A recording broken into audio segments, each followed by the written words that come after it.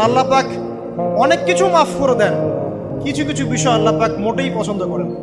তার মধ্যে একটা হচ্ছে অহংকার, তার মধ্যে একটা হচ্ছে শিরক, তার মধ্যে একটা হচ্ছে অন্যের হক নষ্ট করা, তার মধ্যে একটা হচ্ছে আদম সন্তানকে হত্যা করা, তার মধ্যে একটা হচ্ছে বৃদ্ধ বয়সে ব্যভিচার করা, তার মধ্যে একটা হচ্ছে মুরতাদ হয়ে যাওয়া। ওই যে খ্রিস্টান হয়ে যাচ্ছেন না, খালি মরেন তারপর বুঝবেন, খালি মালাকুল মউত আসুক তারপর বুঝবেন।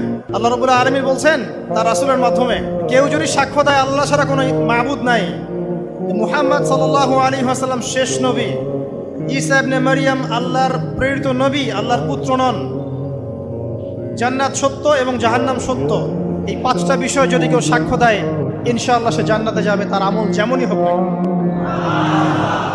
টাকার বিনিময়ে, চাকরির বিনিময়ে, সমাজসেবার নামে আর চিকিৎসার নামে ঈমান বিক্রি করে ফেললেন, সুবহানাল্লাহ সুবহানাল্লাহ। তোমাদের এই পৃথিবীতে বেঁচে থাকার চাইতে মাটির তলে চলে যাওয়া ভালো। আবর্জনার কোনো প্রয়োজন নাই আল্লাহর এই জমিনে। এই মুসলিম উম্মার আবর্জনার কোনো প্রয়োজন নাই। এই মুসলিম উম্মার ইমানদার সাহসী তরুণ প্রজন্মের দরকার। আল্লাহ পাক কবুল করুন, আমিন।